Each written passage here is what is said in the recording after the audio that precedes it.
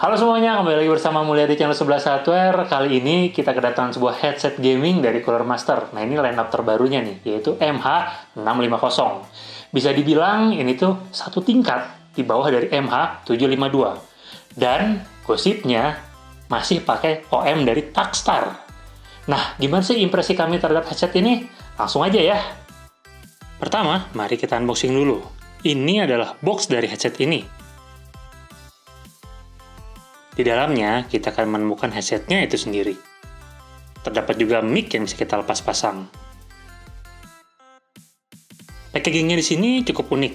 Kabel dari headset ini mengurai ke dalam sebuah tempat penyimpanan kecil, di mana di dalamnya terdapat dongle USB Type-C. By the way, bentuk cover penutupnya ini kok khas banget ya? Mirip sama logonya Assassin's Creed.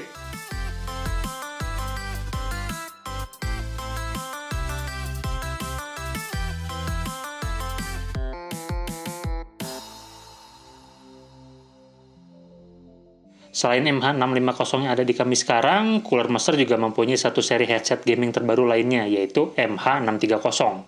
MH630 ini adalah versi lebih murahnya. MH630 dibanderol dengan harga Rp810.000, sedangkan MH650 dibanderol dengan harga Rp980.000. Lalu, apa sih yang spesial dari headset ini? Apa bedanya dengan seniornya MH752? Nah, kita akan coba bahas satu persatu ya. Pertama, kita bahas dulu dari sisi desain. Headset ini didominasi oleh warna hitam dan terbuat dari bahan plastik. Untuk headbandnya juga terbuat dari bahan plastik yang desainnya ini senada dengan ear cup-nya. Headbandnya ini sangatlah elastis. Kita bisa lakukan stretch dan flexing dengan sangat leluasa tanpa khawatir akan patah. Ketika kita longgarkan, di headbandnya ini terlihat terdapat lapisan karet pada rangka besinya. Bahan karet ini berguna sebagai penahan supaya headset ini tidak berubah ukurannya. Lalu, di bagian head cushionnya ini dilapisi oleh bahan mesh fabrik. Di bagian atas ear cup, kita akan lihat sedikit potongan kecil. Hal ini nampaknya berpengaruh terhadap desain ear cup-nya, sehingga kuantitas bass akan berkurang dan soundstage akan semakin luas. Sepertinya sih ini ditujukan untuk mode 7.1-nya supaya lebih terasa imersif.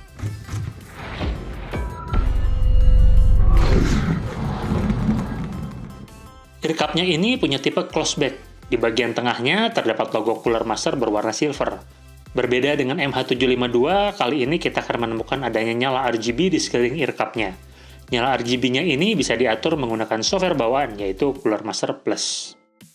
Ini adalah tampilan dari software pengaturannya. Di sini, kita bisa mengatur lighting, warna, LED mode, dan kecepatannya. Lalu, pengaturan equalizer dan sound profile, dan yang terakhir adalah pengaturan surround sound 7.1-nya. Tombol pengaturan pada headset ini ada pada ear cup-nya. Di sebelah kiri belakang terdapat pengaturan untuk volume suara. Tombolnya ini agak berat, tapi tidak kliki. Lalu di depannya ada tombol mute mic, di mana akan ada nyala berkedip berwarna merah di ear cup-nya jika ditekan. Lalu, di sebelah kanan kita akan menemukan tombol 7.1 surround sound dan tombol on-off untuk nyala RGB. Ini tombol RGB berguna banget sih buat yang kurang suka sama nyala-nyalanya. Oh ya, di tengah-tengah tombol RGB dan 7.1 surround sound terdapat bekas cetakan untuk kabel USB. Sepertinya rangka headsetnya ini juga menggunakan rangka dari MH670, di mana pada MH670 lubang ini dipakai untuk charging kabel micro USB. Lalu di bagian ear cushionnya ini juga menggunakan bahan mesh fabrik. Namun untuk bagian dalamnya ini menggunakan bahan platter. Terdapat petunjuk left atau right supaya tidak terbalik ketika dipakai. Oh ya, cushionnya ini bisa dilepas pasang loh, supaya bisa dibersihkan. Ketika dipakai di telinga, ear cushion ini cukup dalam, membuat telinga kita tidak kepetok dengan bagian dalam drivernya. Menurut kami, clampingnya ini cukup nyaman di telinga, walaupun kami lebih suka dengan clampingnya MH752. Padahal, MH650 ini punya bobot yang lebih ringan dari MH752. MH650 ini beratnya mencapai 322,5 gram, sedangkan MH752 beratnya mencapai 340 gram. Kabel dari headset ini sudah braided, namun tidak bisa kita lepas pasang. Panjang kabel ini mencapai 2,2 meter dan di bagian ujungnya menggunakan interface USB Type-A. Untuk mic-nya sendiri punya tipe omnidirectional. Mic-nya bisa dilepas pasang dan sangat fleksibel. kita bisa mentokin ke arah luar sehingga tidak mengganggu bagi pengguna yang mau makan ataupun minum.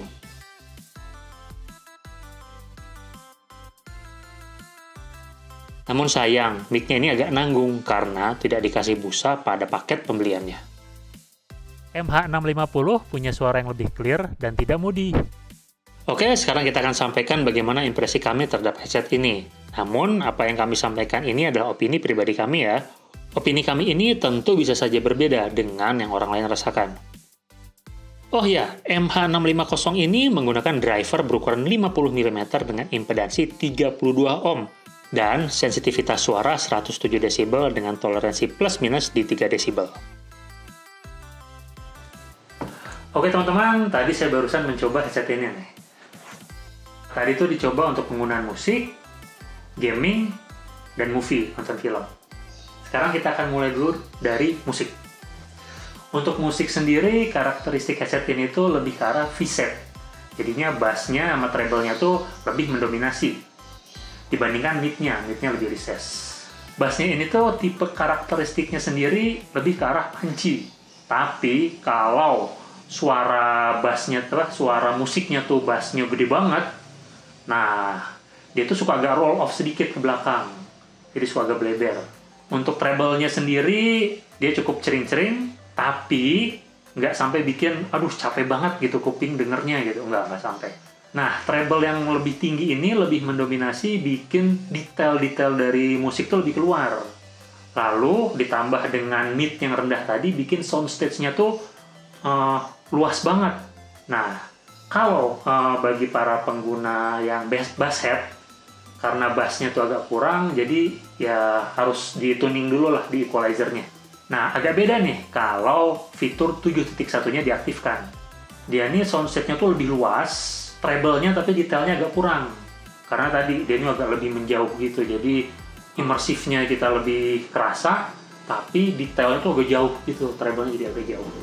Untuk separasinya sendiri cukup baik ya, antar instrumen dia masih bisa ada perbedaan, ada space, tapi memang untuk treble-nya dia agak lebih mendominasi. Sekarang kita akan bahas kalau headset ini dipakai main game. Oh ya, sebenarnya karakteristik suara MH650 ini mirip dengan headset Cooler Master CH321. Hanya saja, menurut kami MH650 ini adalah versi sempurnanya. Di sini kami mengujinya di game The Division 2. Suara jejak langkah kaki player dapat terdengar dengan baik dan jelas. Suara kobaran api juga terdengar sangat impresif di sini.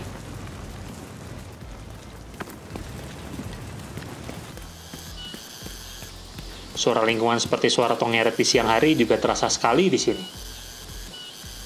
Untuk game kompetitif seperti PUBG, kami memang tidak mencobanya. Tapi, kami rasa suara step lawan bisa terdeteksi dengan baik. Karena, di The Game Division 2, saya benar-benar bisa mendeteksi suara langkah kaki racer dari Trusan atau Rikers yang berlari ke arah kita. Kesimpulannya, menurut kami Cooler Master MH650 ini adalah versi hemat dari MH752. Namun, MH650 datang dengan warna yang cukup berbeda. Secara karakteristik suara sih, kami lebih suka dengan suaranya MH752. Walaupun MH650 ini punya beberapa poin yang MH752 tidak punya. Headset ini juga punya pengaturan nyala RGB yang MH752 tidak punya. Selain itu, MH650 ini hadir dengan desain yang lebih gaming banget loh, dibandingkan dengan MH752 yang lebih netral. Untuk kekurangannya, menurut kami headset ini kabelnya tidak bisa dilepas pasang seperti seri yang lainnya, dan mic-nya ini tidak dikasih busa. Walau sebenarnya sih hal tersebut bukan merupakan deal breaker sama sekali. Dengan harga di bawah 1 juta sih, ini bisa banget jadi headset gaming pilihan. Udah USB, clampingnya enak, earcushion-nya nyaman, empuk, dan bisa dilepas. Lalu, bisa diputar lagi earcupnya 180 derajat. Dan jangan lupa, sudah bling-bling RGB loh, hehehe. Demikian video kita kali ini. Jangan lupa terus dukung channel 11 Hardware. Dan sampai jumpa lagi di video kita yang berikutnya. Dah!